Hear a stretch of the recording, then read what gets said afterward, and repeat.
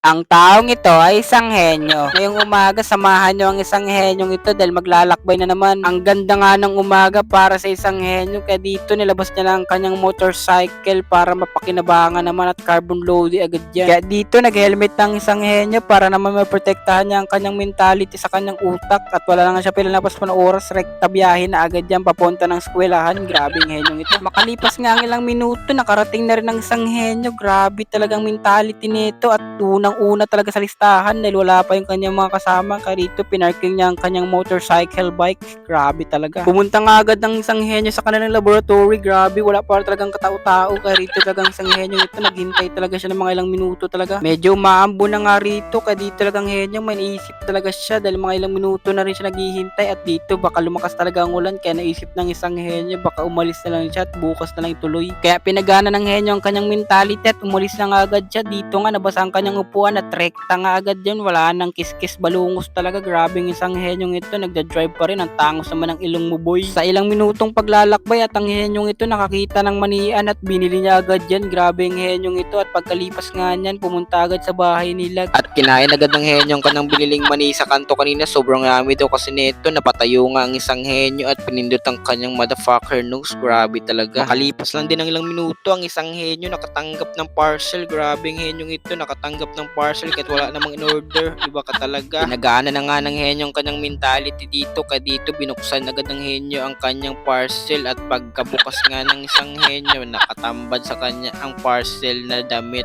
Ay di pala damit, ano pala, corduroy na shirt pala. Sobrang ganda nga nang natanggap na naman ng isang henyo. Gift sa kanya. Wala pa nga Pasko pero nakatanggap agad ang isang henyo. Grabe talaga, sabay sinukat ng isang henyo. Grabe, nagbabounce-bounce nga pala, parang garter talaga ng brief. Grabe ang henyong uno. Grabe, nag-alsta talaga. Uy, sobrang gwapo ng mga henyong ito. Mas fashionista. Uy, ano geng? Riot na geng? Grabe talagang henyong ito. Uy, nagmalageng-geng na naman. Sabay tinuro talaga. Sabay may kalaban. Hala. Uy, geng-geng. Uuna naman ang araw ng isang henyo. Dahil nakatanggap na naman ito ng shirt na walang bayad. No shipping, no pay. Grabe ka henyo ka talaga. Uy, nice one.